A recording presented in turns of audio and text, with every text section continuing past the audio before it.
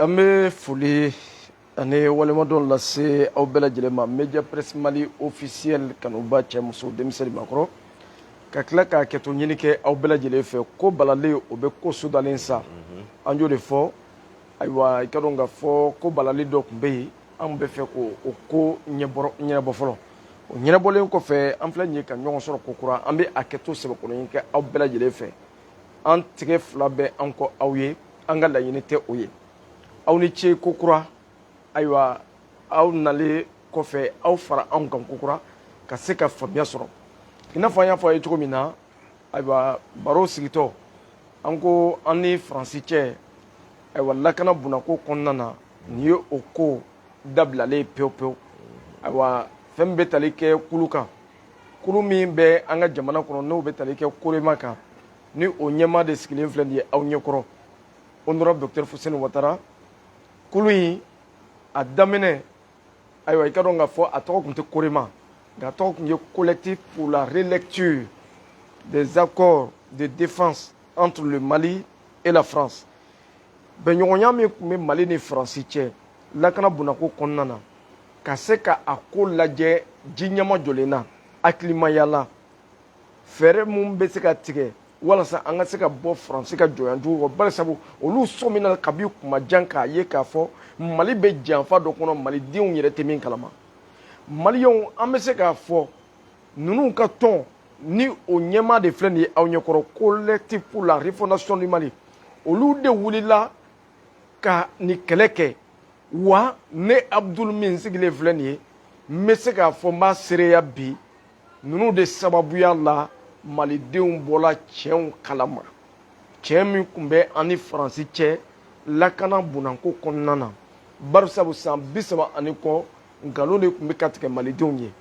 nka ninnu kɛlen kɔfɛ k'a dingɛ sen k'a sigi k'a wuguba u nana tiɲɛ dɔn waati min na u ko nin tɛ se ka dogo malidenw na u y'a bɔ k'a sarada malidenw ye u ye wulikajɔ caman kɛ ka taamaw kɛ ka taa Mali fan caman fɛ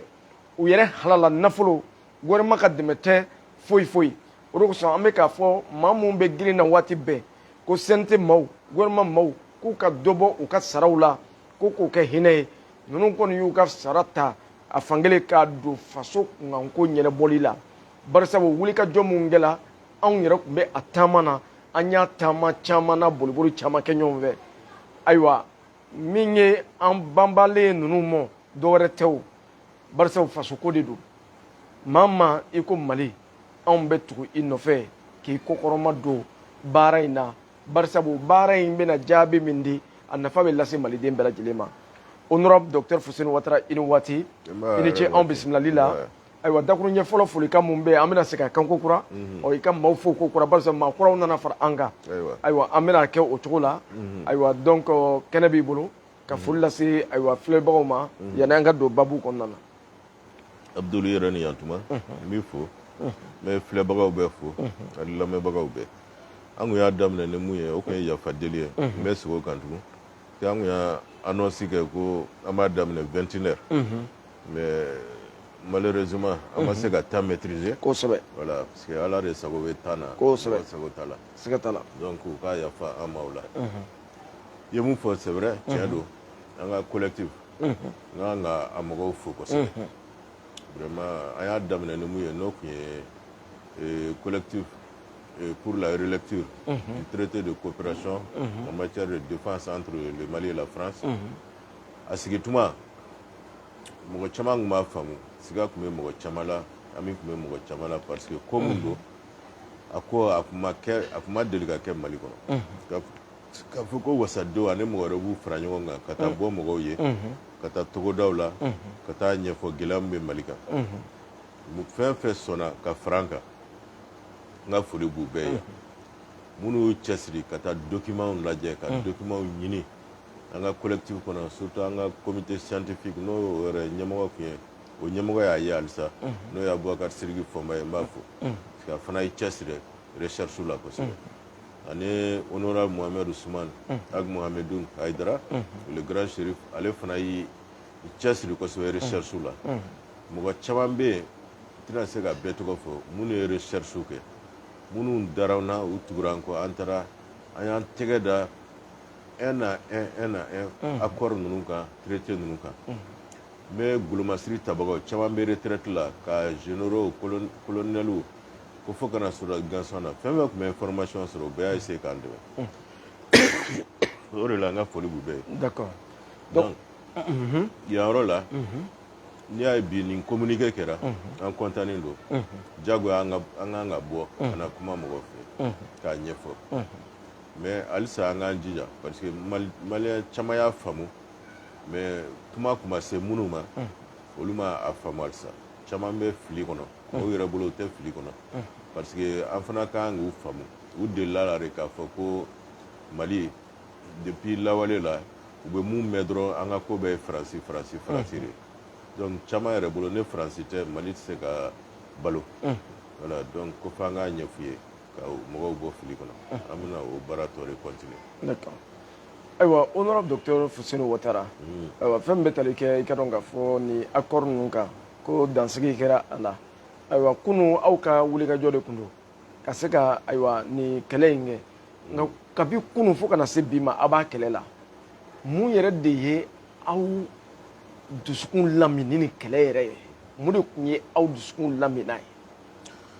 n t'i ka ɲininkali la n'i y'a jateminɛ kabini Bamaciw nana an ka yɔrɔ caman minɛ yan an y'a ye an balimaw an denw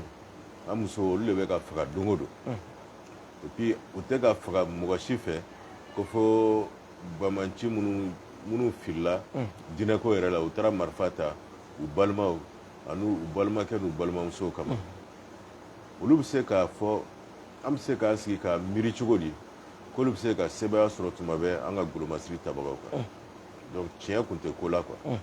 an y'a o fɔlɔ miirina nana an ko k'an k'an tɛgɛ da kisɛ kan mun nana an encouragé yɛrɛ kosɛbɛ o kɛlen Badaw bɔlen fanga la Asimi nalen a ka kuma fɔlɔ ani Makɔrɔ ne mɔgɔw hakili b'a la ko fo Makɔrɔ k'u ka sɔrɔdasi n'an ka sɔrɔdasiw tɛ patrouille kɛ ɲɔgɔn fɛ tugun ani fɛn ninnu Asimi bɔra ka kuma traité ko in na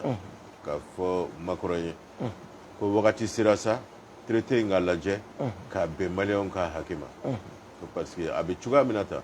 maliyɛnw t'u yɛrɛ sɔrɔ a kɔnɔ a bɛ ka tɔɔrɔ dɔrɔn de las'a ma donc depuis o tuma fɔra an y'a dɔn n'an bɛ recherche min na an ka dɔ fara kan sisan o de la an ye jɛkulu in sigi a tuma la tugun k'a fɔ n ko a tɛ se ka to tan n'a tora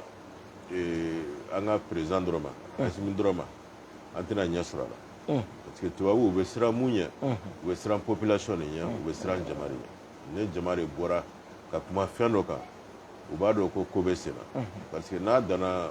olu dɔrɔn kuma u b'a fɔ ayi nin ye politique ko ou bien u b'a fɔ ko gouvernement illégitime don u t'u lamɛn mais ne population don i bɛ jagoya ka population lamɛn parce que légitimité ye population de ta ye o de la an ye tagama daminɛ ka taa k'a ɲɛfɔ mɔgɔw ye accord nin mun signera le 16 juillet 2014 fɛn fɛ bandaw fɛ n'i y'a lajɛ i tɛ kojugu caman u kɛlen don k'a kɛ cogoya min na ne keguya ye k'a kow dogo donc n'i ko k'i y'a kalan ten ka tɛmɛ parce que n y'an ka politicien dɔw olu bɔra ka kuma kan mais ne bolo u ma foyi faamu a la parce que n'i dann'o a kalanni ma ten dɔrɔn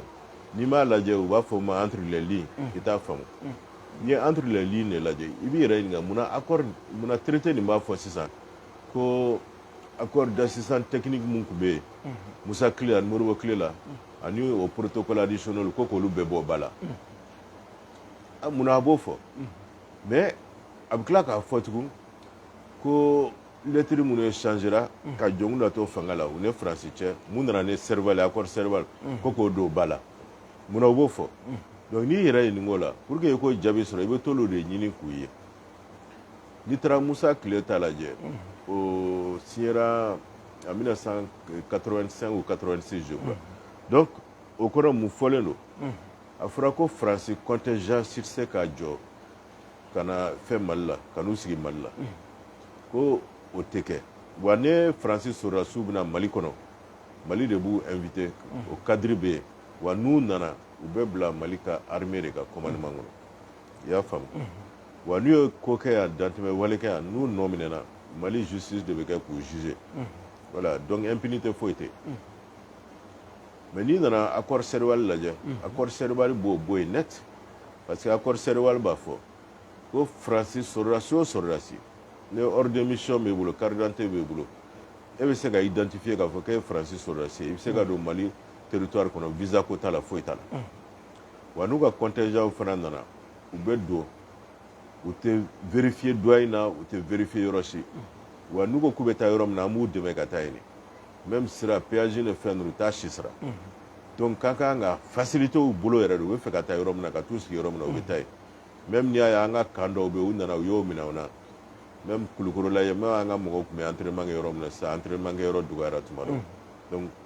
o accord Serval nin y'a kɛ u nana an ka yɔrɔ bɛɛ minɛ k'o bɔ yen fana u ka conseiller nana sigi an ka ministère bɛɛ la ani an ka département direction Kulumasiri tabagaw bɛ yɔrɔ o yɔrɔ ka conseiller dɔ tun bɛ yen donc an tun tɛ se ka foyi kɛ n'u t'a kalama mun na parce que accord Serval le fana b'a fɔ ko an ka sɔrɔdasiw ka formation fana o fana bɛ kɛ Faransɛw bolo tu vois u ka ministère des affaires étrangères ça veut dire que u ka ambassadeur min tun bɛ yan ale de bɛ se ka taa an ka école militaire ni fɛnw na k'a fɔ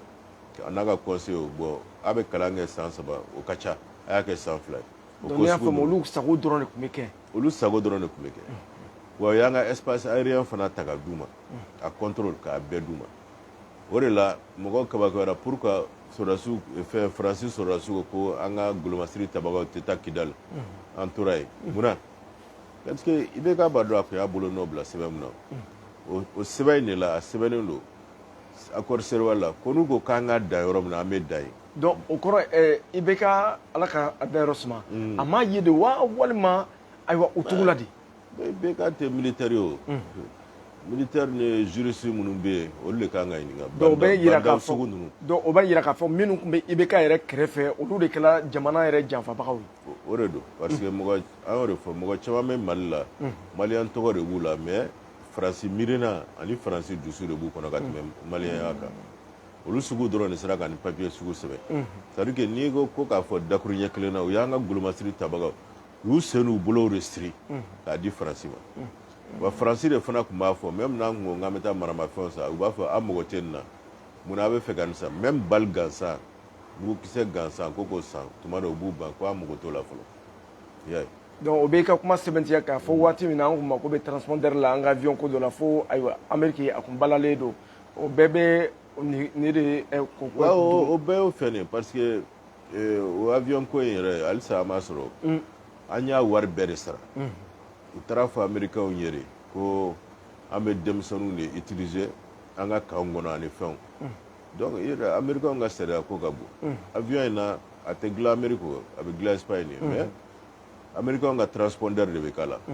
donc olu fana ko n'u ka transpondeur b'a la ka avion tɛ se ka d'a ma voilà o kɛra ten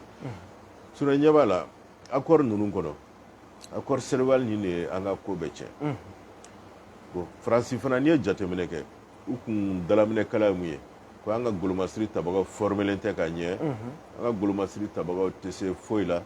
u kalannen tɛ a tɔgɔ ye di u armelen tɛ ka ɲɛ mais an dun hakili b'a la mais nin bɛɛ kun ye mun ye ni nkalon jugu min bɛ ka tigɛ ka da an ka armée la olu yɛrɛ fɛ ni dun y'a ta k'a lajɛ olu ka ayiwa degeli karamɔgɔw dun tun bɛ anw fɛ yan kabi san joli ka an ka armée dege nka ka taa ye k'a fɔ olu yɛrɛ de ye degebagaw ye ka tila ka n'a fɔ ko anw ka sɔrɔsiw tɛ se foyi la k'u makutu tiɲɛ k'u tɔgɔ tiɲɛ nin bɛɛ nɔfɛ ko kun ye jumɛn ye. o de ye kabako ye parce que an ka officier supérieur breveté caman bɛ yen u ye Faransi académie militaire de kɛ comme Russie académie militaire u ka mɔgɔ kalannen cogo min an ka mɔgɔ kalannen n'o ten a bɛ se ka na fɔ cogo di k'an ka mɔgɔw tɛ fɛn dɔn an ka jateminɛ taara bɔ mun kan bon tuma dɔ n tɛ fɛ ka nin ko bɛɛ ɲɛfɔ fɛn kan bɔlɔlɔ kan minnu bɛ se ka ɲɛfɔ parce que a bɛ diya dɔw ye a lamɛnni bɛ gɛlɛya dɔw ma mais an bɛ dɔɔni ɲɛfɔ c'est à dire que n'i ye géopolitique ni géostratégie lajɛ i b'a dɔn k'a fɔ depuis 1956 De Gaulle ko fɛn zone francophone k'a man kan ka tila Faransi la cogoya si la depuis o don Faransiw ye doctrine caman dilanni daminɛ pour que u ka colonie kɔrɔw u kana bɔ Faransi ka zone d'influence kɔnɔ cogoya si la depuis o don de fɛn caman tracera u y'a ye leader o tuma na sani indépendance ninnu ka taa leader minnu n'u y'a dɔn u tɛ se k'i convaincre cogoya si la u tun b'i faga u ye caman faga ten Cameroun leaderu faga Niger fana Niger mun b'an kɔrɔ yan o fana leader min tun bɛ a tɔgɔ bɔra n kɔnɔ u y'o faga en 1958 ani yɔrɔ wɛrɛw même o kɔfɛ tugun u y'a kɛ ten de a doctrine ye nin ye dɔrɔn an kana tila donc o doctrine de kɔnɔ Faransi kɛlen n'o ka u ka Sud Afrique bɛ yen u kɛlen n'o ka fɛn caman de labɛn parce que u kɛlen n'o k'an ka population étudier ethnies gɛlɛya min bɛ an ni ɲɔgɔn cɛ u bɛ kalan k'o kan pour que k'a dɔn u bɛ se k'an bila ɲɔgɔn na ni ka o point faible lajɛ k'an bɛ se k'an bila ɲɔgɔn na cogo min na an ka dugu filɛ nin ye tan u ye mun kɛ Wuranda u y'a dɔn u tun tɛ se k'o kɛ yan u y'a essayé k'o kɛ yan ka siyaw bila ɲɔgɔn na tu vois alors que Wuranda ta yɛrɛ ka jugu parce que Wuranda siya kelen dɔrɔn de bɛ yen Tutsi ni Hutu a bɛɛ ye kelen ye u bɛ kan kelen de fɔ dɔw ye misigɛnna ye dɔw ye fɛn ye dɔrɔn a tɔgɔ ye di sɛnɛkɛlaw ye a traduction ye dɔrɔn de ye Tutsi ni Hutu sinon siya kelen de don u ka religion ye kelen ye u bɛ baton kɛ cogoya kelen na u bɛ kan kelen dɔrɔn de fɔ mais o sera k'olu bila ɲɔgɔn na i y'a ye mais Mali ye jamana kɔrɔ de ye donc u y'a miiri k'a miiri u bɛ se ka Mali bila ka an yɛrɛ dama bila ɲɔgɔn na cogo di u b'o kɛ mun na walasa an kana bɔ u ka francophonie zone nin kɔnɔ an kana bɔ franc CFA la et puis an ka nafolo minnu bɛ yan olu de sago ka k'a la toujours n'i y'a jateminɛ Libi filɛ nin ye depuis Kadhafi ye a essayé k'a fɔ k'a bɛ Afrique wari dilan ani fɛn caman o y'a sɔrɔ Français diminen don fɔlɔ parce que u y'a ye u niyɔrɔ tun dɔgɔyara farafinna kɔrɔ mais jɔnni tun y'o kɛ o tun ye Chinois ye Chinois dun ye mɔgɔ ye i tɛ Chinois bousculer ten dɛ Chinois nana n'u ka fɛɛrɛ petit à petit u ye marché bɛɛ gosi Français la i m'a ye ka Japonais fara kan ka Coréens fara kan an fitininama n'i tun bɔra carré kɔnɔ i tun bɛ mun ye France mɔbiliw dɔrɔn Peugeot Citroën Talbot ani jumɛn wɛrɛ tugun yɛrɛ olu dɔrɔn de tun bɛ yen an tun tɛ mɔbili wɛrɛw dɔn même Mercedes ninnu commencera ka don tuma min na ni fɛn kabako tun don bɛɛ bolo mais comme Français bɛ wari sɔrɔ sira de fana fɛ u y'a essayé ka nkalon caman tigɛ ka Chinois kɛlɛ o ma ɲɛ sisan u y'a ye Mali bɛ ɲini ka tila o la cogo di parce que an ka dugukolo an commencera ka an intéressé fɛn minnu b'a jukɔrɔ n'o ye pétrole ye n'o ye gaz ye bloc ninnu caman kun dira ka ban Faransi m'a yɛrɛ sɔrɔ a kɔnɔ parce que a barila Faransi la dɔɔnin donc u y'a dɔn sisan ko Libi occasion dir'u ma n'i y'a taara Libi kɛlɛ o tɔ bɛ se ka se Mali la cogo min u y'o scénario de bila sen kan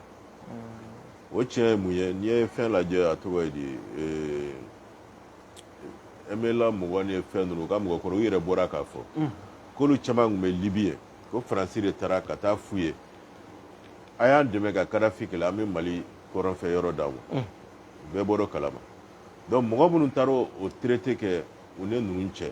n'olu nana k'u b'an dɛmɛ a yɛrɛ kɔni b'a dɔn o dɛmɛ kɔni fɛn dɔ tun b'a kɔfɛ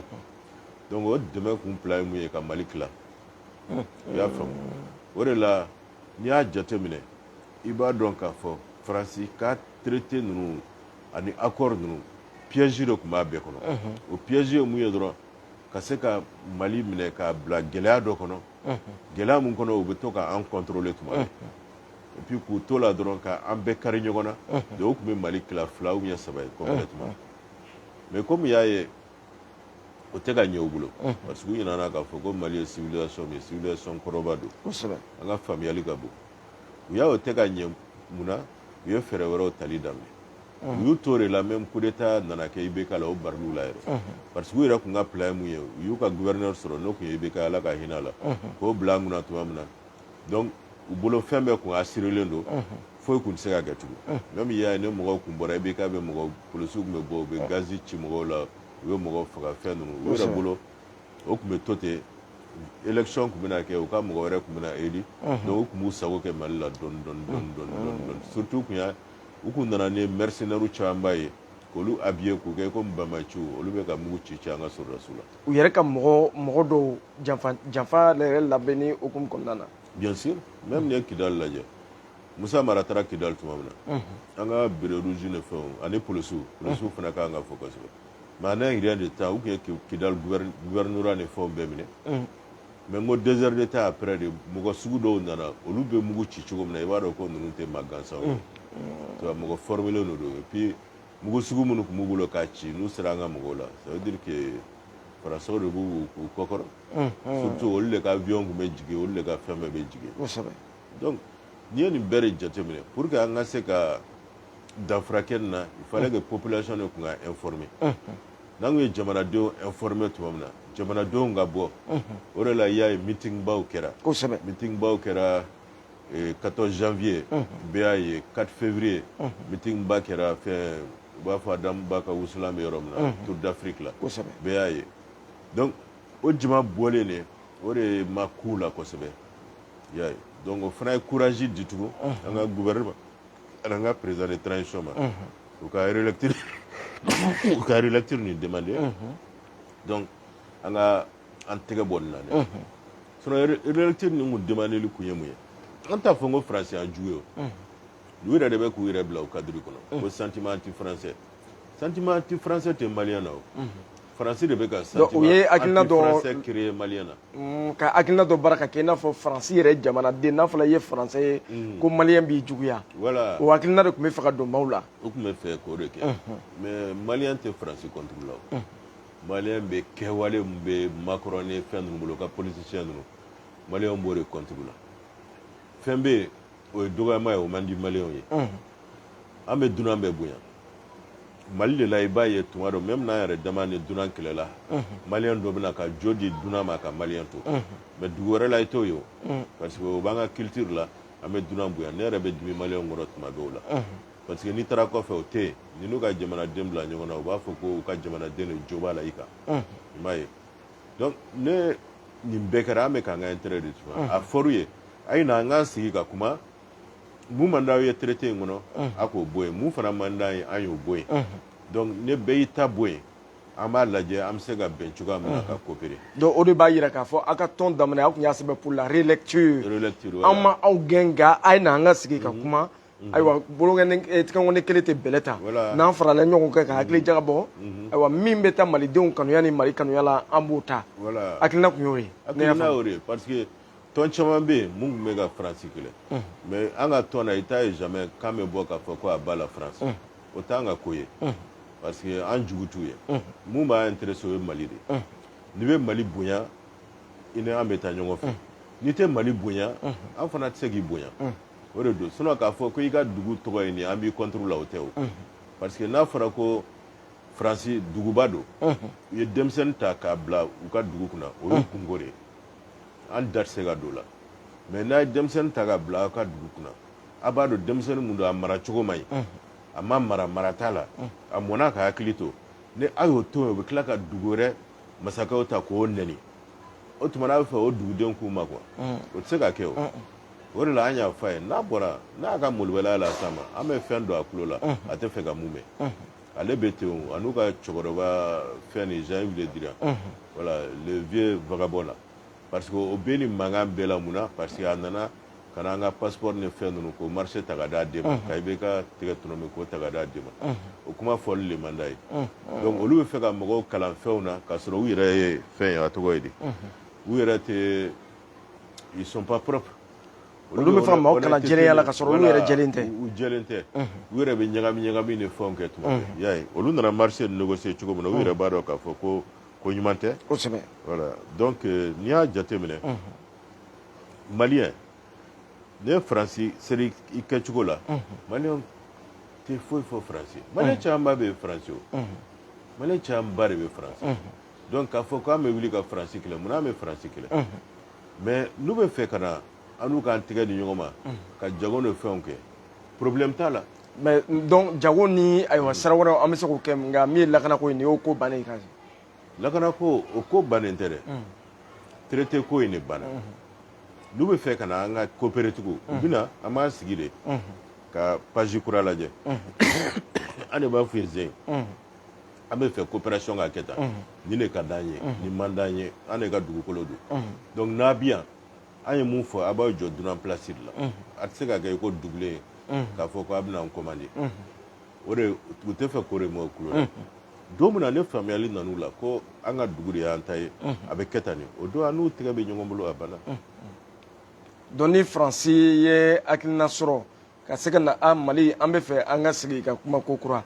ayiwa an ka bɛn kelen ma ko min bɛ taa aw jimi sira fɛ an bɛ o sira la taama nka est-ce que Faransi ye o jamana ye danaya bɛ se ka da min kan wa barisabu an y'a ye k'a fɔ ayiwa dɔw bɛ sɛbɛnnikɛla dɔw y'a yira ko ni i teri ye Faransi ye kini i jugu ɲini yɔrɔ jan yala maa bɛ se ka danaya da ninnu kan bilen wa. ouais i fɛn Israɛliw ka premier ministre de y'o fɔ ka tɛmɛ ko ni Faransi ka i teri ye dɔrɔn ko i kana t'i jugu ɲini yɛrɛ o ye tiɲɛ mais ne bɛ mun f'i ye Faransɛw ka cɛ dɔ fana bɛ yen a b'a fɔ ko Ala kisi n teriw ma ko n jugu n yɛrɛ bɛ a dɔn n bɛ mun k'u la i y'a ye donc an de kan k'a dɔn k'a fɔ n'an fɛn fɛn b'an tɛgɛ di ɲɔgɔn ma ka an ka bonya o bɛ bɔ an yɛrɛ de la n'an y'a ɲɛ kɛ cogoya dɔ la même an ni su minnu tɛgɛ bɛ ɲɔgɔn bolo sisan n'a ɲinana ko an kan k'an yɛrɛ bonya fɔlɔ olu fana tɛna an bonya tugun o ye diɲɛ taabolo de ye Chinois bɛ ten Japonais bɛ ten mais n'u y'a ye yɛrɛ bonya b'i ka fan fɛ i bɛ se k'i yɛrɛ ka intérêt défend fɛn dɔ bɛ yen o tɛ sɔn ka a ta ka ɲɛsin ma mais n'i nana dɔrɔn ko parce que ninnu tubabu ye fɛ ka to k'i majugu ye k'i majugu ye n'a b'i kɔnɔ u bɛ na i ka intérêt défend i bɛ fili la dɛ i bɛ fili la donc an man kan ka ɲinɛ an yɛrɛ kɔ an kan ka hakili to an yɛrɛ la tuma bɛɛ ani dugu fɛn b'a tɛgɛ di ɲɔgɔn ma an kan ka fɔ nin y'an ka intérêt ye an tɛ sɔn nin ka kan na an bɛ nin de fɛ an bɛ tant que an bɛ Mali la an bɛ baara k'o kan de a banna. d'accord donc ne y'a faamu ayiwa fɛn min bɛ tali kɛ ayiwa bɛnɲɔgɔnya kɔni ni ayiwa an ni Faransi cɛ a bɛ se ka kɛ ayiwa nka a tɛ taa janto yɛrɛ la kɔ ayiwa ka an hakili to an yɛrɛ la ani fana ka an yɛrɛ bonya barisabu o ye yɛrɛ dɔn ye ni i m'i yɛrɛ dɔn maa wɛrɛ tɛ se ka i bonya donc n'i y'i ka kɔrɔfɔ faamu a bɛ taa o sira kelen de fɛ. a bɛ t'o de fɛ c'est à dire que n'u nana sisan k'a kɛ komi ni Alimanw ka musonin bɔra yan ka na fɔ an ye ko an ni Rusiw man kan ka amitié kɛ mais o sigi o y'ale ɲɛsira ye n'u nana an ni mɔgɔ fɛn bɛ amitié la o da man kan ka don o la yɛrɛ olu ka dugu filɛ olu ni minnu bɛ amitié la an bɛ taa an da don o la est ce que an delila ka taa foli ye an ni dugu man kan ka teriya kɛ an ni dugu ka teriya kɛ parce que o t'u ka place de dɔn n'i y'a ye t'u ka place dɔn a b'u kɔnɔ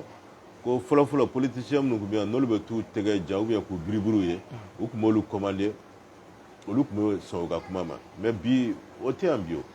a yɛrɛ ɲɛ b'an ka mɔgɔw la Asimi t'o mɔgɔ ye mun bɛ i yɛrɛ majigin mɔgɔ ye dugu wɛrɛ mɔgɔ ye ta k'a fɔ k'a bɛ dugu wɛrɛ de sago kɛ malidenw kan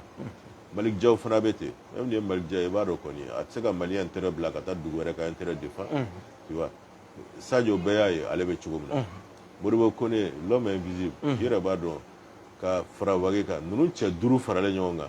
i tɛ wo sɔrɔ ninnu na k'a fɔ ko i bɛna fɛn dɔ imposer u kan u ka Mali ka intérêt to yen ka tugu dugu wɛrɛ ka intérêt kɔ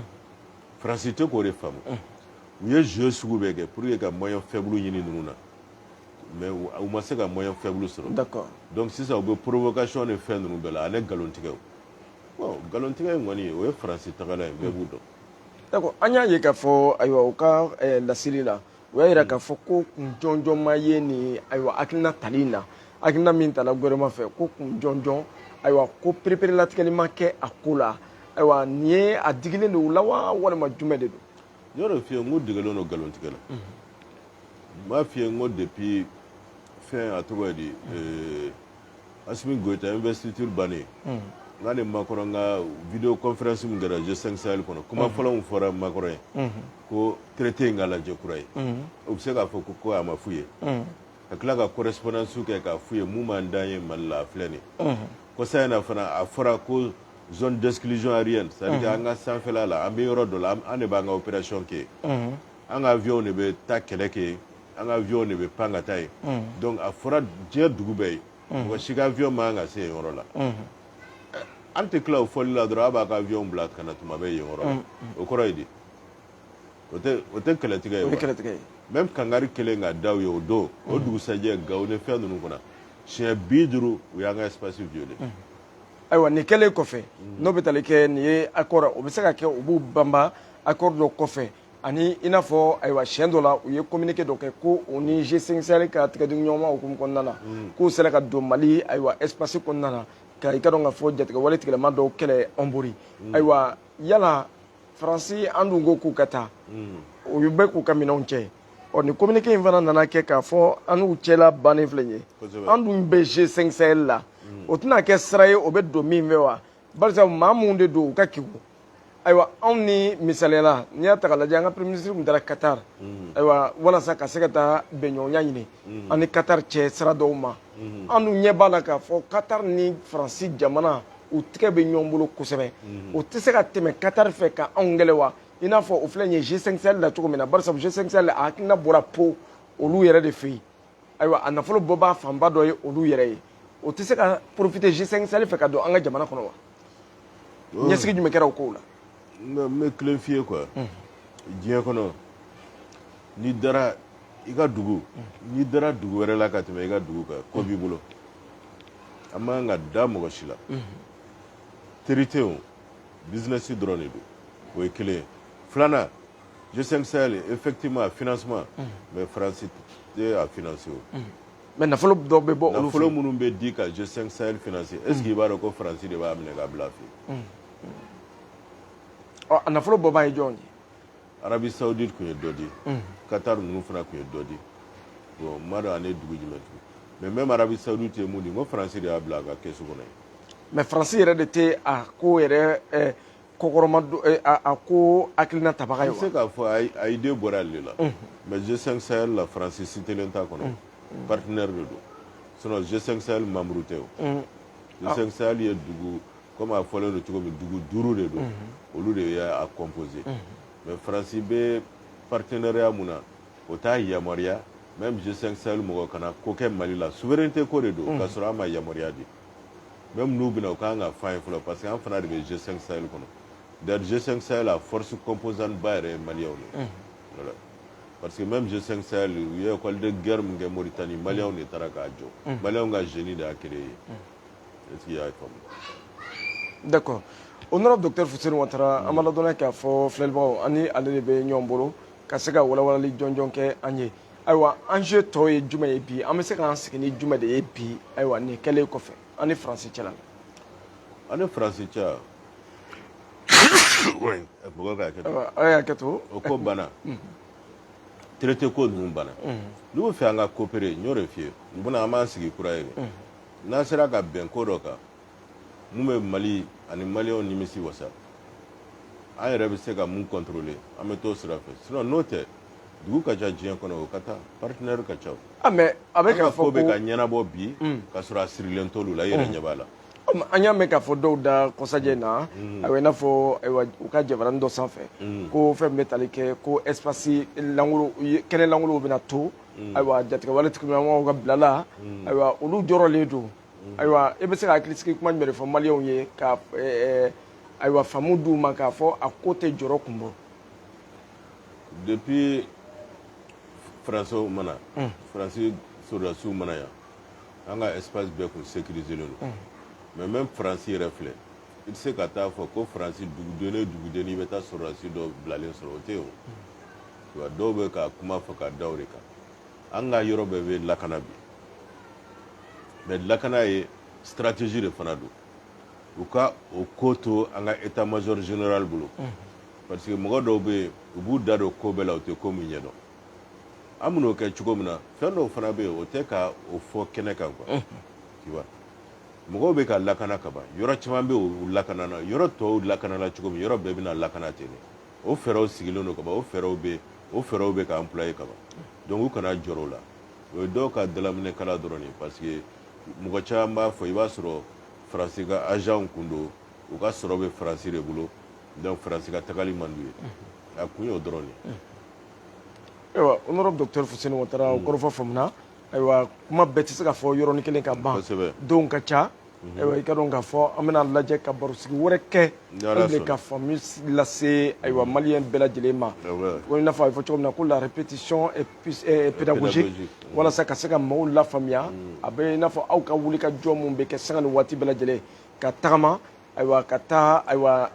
jamana kɔnɔna na ka jamanadenw sɛgɛrɛ ayiwa ko mun bɛ jamana kɔnɔna na ayiwa ka se ka a da kɛnɛ ka jamanadenw ye o bɛɛ ka se ka tiɲɛ faamu barisa ni maa bɛ kunpan na maa bɛ i ka dɔn k'a fɔ sɛgɛsɛgɛ la ayiwa a tigi ayiwa a bɛ kɛ ayiwa i n'a fɔ ko maa kelenna bila ayiwa i tɛ n'i yɛrɛ ye i tɛ n'i diɲɛ ye ayiwa a ka wulikajɔ kɛla sababu kɔni ye an bɛ don min na ko bi an bɛ o seereya k'a fɔ maa caman bɔra ko caman kalama donc welelikan jumɛn b'i bolo k'a lase malidenw ma surasiw yɛrɛ kɔkɔrɔma doli la u ka baara la ayiwa cogo min na a bɛ se ka ɲɛ u bolo. ok n bɛ mun fɔ maliyɛn ye dɔrɔn an ka da an ka golomasiri tabagaw la an k'u jukɔrɔma tintin an k'an jɔ u kɔ an k'u dɛmɛ tuma bɛɛ yɛrɛma hɔrɔnya a sen fɔlɔ golomasiri tabagaw de ni golomasiri tabaga t'i bolo yɛrɛma hɔrɔnya t'i bolo dɛ an dɔw de don an balimaw don an kɔrɔw don an denw don an dɔgɔninw don donc an n'u bɛɛ ye kelen o fana bɛ baara min na u bɛ k'u ni fili an bɛɛ de kosɔn fana o de la an ka kan ka bonya ni karama de ta ka s'u ma tuma bɛɛ dugu fɛn bɛ dugu barikama fɛn bɛ yen i t'o dugudenw ye tuma si ka bɔ ka kuma jugu fɔ u ka golomasiri tabagaw donc ni minnu b'o sira kan u k'o dabila an ka da an ka golomasiri tabagaw la an ka tugu kɔ an k'u dɛmɛ ni duwawu ye an k'u dɛmɛ ni barikaw ye ni mɔgɔ min bɛ se ka moyen sɔrɔ k'u dɛmɛ fana wari la k'u ka comptes bɛ yen a y'u dɛmɛ o la donc an ka tugu kɔ an ka dɔn tant que olu bɛ yen an bɛ an ka vie kɛ Mali kɔnɔ hɛrɛ ni et puis mɔgɔw ka da la k'a fɔ ko faransi o irisi o a kɛra yɔrɔ o yɔrɔ ye olu de tɛna an libéré an yɛrɛ de b'an yɛrɛ libéré kosɛbɛ an ye yɔrɔ min na bi an y'a ye an ye se caman sɔrɔ déjà terroriste kan an ye mɔgɔ min faga bi a ka ca ni mɔgɔ 2000 déjà donc o kɔrɔ de ye ko an bɛ se ko la golomasiri tabagaw bɛ se ko la an ka daw la ni ala sɔnna u bɛ Mali lakana ni an tugura wali golomasiri tabagaw kɔ san 9 u bi yan san 9 terrorisme tun bɛ ka juguya dɔrɔn de mɔgɔ faga tun bɛ ka juguya dɔrɔn don o don an ka dugu dɔ bɛ minɛ a la mais nin kalo wɔɔrɔ in kɔnɔ an wililen sa an bɛ k'an ka dugu récupérer an bɛ ka ninnu gɛn ni a bɛ tila ka jɔrɔ o la ko ni dɔ ninnu taara k'a bɛ kɛ cogo di n'u tun tora yan Maliko in tun tɛ ban donc mɔgɔ minnu bɛ se k'a to Maliko ka ban an ka to olu ka taa n bɛ bɛɛ fo ala ka hɛrɛ kɛ bɛɛ ye n b'a fɔ jama ka hakɛto bi interview a fɛnna dɔɔni n fari ma di na dɔɔni mais ne i ka mɔgɔ ne tuma ka di ye ka ɲɛfɔli kɛ fɛn min kan a ye na ne bɛ se ka mun ɲɛfɔ n b'a fɔ voilà. ayiwa filɛbagaw an b'a fɔ an b'a walemadɔ i n'a fɔ a y'a mɛn cogo min na o nɔrɔ fari tɛ ten kosɛbɛ nka fɛn bɛ tali kɛ nin ko in yɛrɛ kama barisabu ayiwa fasoko de don a ko faso sanga ni waati bɛɛ lajɛlen ayiwa a bɛ ayiwa farigan b'a la nka o bɛɛ lajɛlen n'a ta a y'i cɛsiri walasa ka se ka an lafaamuya ka sanga ɲininkaliw minnu sɛbɛnna a la an b'a ladɔnniya k'a fɔ olu de kɛra maa fɔlɔw ye Mali kɔnɔ maa fɔlɔ min ni gouvernement yɛrɛ ye u nɔ taama ka hakilina caman ta ka se k'olu labaara bi ye nisɔndiya ye barisa an bɛ se k'a fɔ nin sebaaya hali n'a bɛ tilan ayiwa i ka dɔn k'a fɔ korema kɔni ta ye fan kelen ye ayiwa i ka dɔn k'a fɔ nin nisɔndiya kɔni o bɛ maliden bɛɛ lajɛlen kan k'a yira aw la k'a fɔ faransi de o faransi tɛ Mali bɛ kɛ Mali ye faransi nana Mali sɔrɔ yan o faransi bɛ taa ka Mali to yan a bɛ maaw hakili la k'a fɔ ko Mali isolelen don ko Mali b'a kelen na dɔw yɛrɛ y'a fɔ ko anw ni anw yɛrɛ tɛ ko an ni diɲɛmaw tɛ an kɔni b'a yira aw la k'a fɔ ko o kuma ninnu ye nkalon kɔrɔfɔw de ye ka se ka manja ɲini k'a lase o fɔbaaw yɛrɛ ma n'o tɛ ayiwa ni Mali kun isolelen don ni Mali kun bɛ a kelen na ɲaman y'a sɔrɔ an bɛ juguw sagoya la dɛ nka Mali t'a kelen na maaw k'a bila o hakili la k'a fɔ kabi san 30 ani kɔ nkalon tigɛmɛ an ye k'a fɔ Mali ye fantan jamana ye ko ni faransi tɛ ko Mali tɛ foyi ye a maaw ko hakilinaw kɛ den kɛrɛfɛ ye Mali bɛ se a yɛrɛ kɔrɔ ɲɛmaako de kun don an mako tun bɛ ɲɛmaa minnu na olu dɔw sigilen filɛ nin ye an ɲɛkɔrɔ Asimi an b'a fɔ ayiwa i ka dɔn k'a fɔ an bɛ docteur Choguel Kokala Mayiga fo an bɛ CNT maa bɛɛ lajɛlen fo ka Korema maa bɛɛ lajɛlen fo k'a ladɔnniya k'a fɔ jamana ɲɛmɔgɔw bɛ ka mɔgɔw lamɛn de koyi Malik Jaw an b'o bɛɛ fo an bɛ Wage fo an bɛ foli lase Sadio Kamara ma ayiwa Modibo Kone an ka foli b'u bɛɛ lajɛlen n'i y'a ye nin bɛɛ bɛ ka kɛ o b'a yira k'a fɔ jamanadenw tulo ɲɛngɛlɛ jɔlen don k'u ka hakilinaw lamɛn wa assise kɔnɔna na ni hakilina kun talen don jamanadenw yɛrɛ fɛ k'a fɔ nin ko in ka dabila ayiwa a ko latigɛlen filɛ nin ye an b'a fɔ k'a walemadɔ a ye video partager cogo min na bɛɛ lajɛlen se ka sɔrɔ an bɛna sigili wɛrɛ kɛ nin kɔfɛ ka ɲɛfɔli kɛ aw bɛɛ lajɛlen ye a kɛto bɛ nin kan salala Muhamadu aw k'an bɛn sigili wɛrɛ ma